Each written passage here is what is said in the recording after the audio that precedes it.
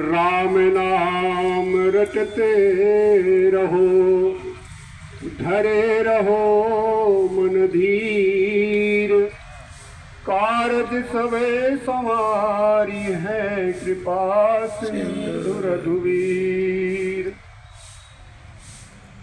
अब प्रवचन थोड़ा सा गहराई में चलेगा, क्योंकि आप स्वयं गहरे लोग हैं और उस पड़ाव पे जीवन के पहुंच रहे हैं कि सारी सगुण परिस्थितियां जो भौतिक जीवन की है उसका आपने दर्शन भी किया, उपभोग भी किया और अनुभव भी किया। 3 नाम हम आपके समक्ष निवेदन किए थे, ब्रह्म, परमात्मा और भगवान। तो यह बताया गया था कि ब्रह्म निर्गुण निराकार निर्विशेष निरूपाधिक निरीह, यह स्वरूप जिसका है उसको ब्रह्म कहते हैं। जब वही निर्गुण निराकार निर्विशेष निरीह ब्रह्म सगुण निराकार रूप धारण करता है तो उसका नाम परमात्मा हो जाता है। और वही परमात्मा जो सगुण निराकार है, जब वो सगुण साकार रूप धारण कर देता है धरा में अवतरित होने के लिए, तो उसका नाम हो जाता है भगवान। ब्रह्म, परमात्मा, भगवान। जो ब्रह्म को जानते हैं उनको ज्ञानी कहा जाता है, जो परमात्मा को जानते हैं उनको योगी कहा जाता है, और जो भगवान को जानते हैं उनको भक्त कहा जाता है।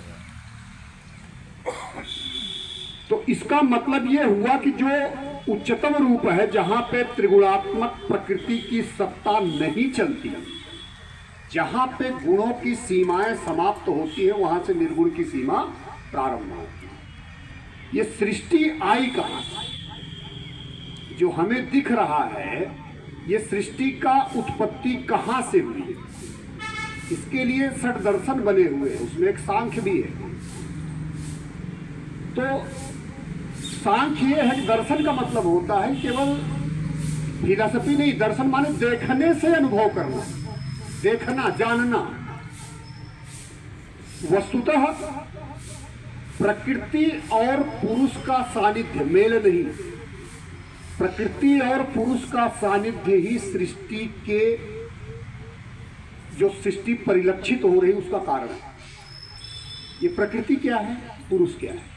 पुरुष क्या है? चेतना, सर्व चैतन्य, जिसको हमने अभी 3 नामों से अलंकृत किया, ब्रह्म, परमात्मा और भगवान।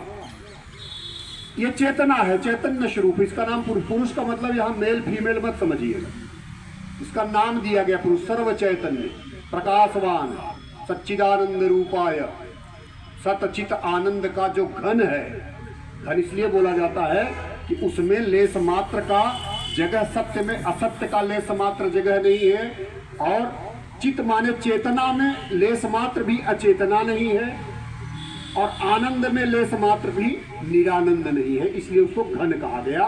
सतघन, चितघन, आनंद घन। प्रकृति पहले से है, सदा रहेगी, अविनाशी है। ये फॉर्म ऑफ एनर्जी है।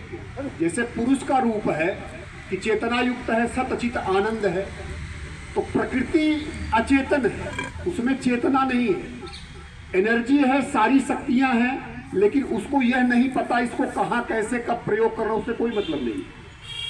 वो जग गई तो विनाश।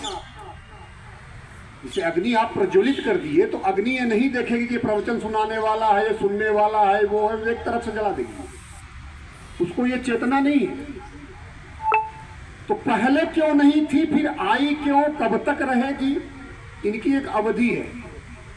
शास्त्र तो ऐसा भी बोलते हैं कि एको हम बहुश्यामा,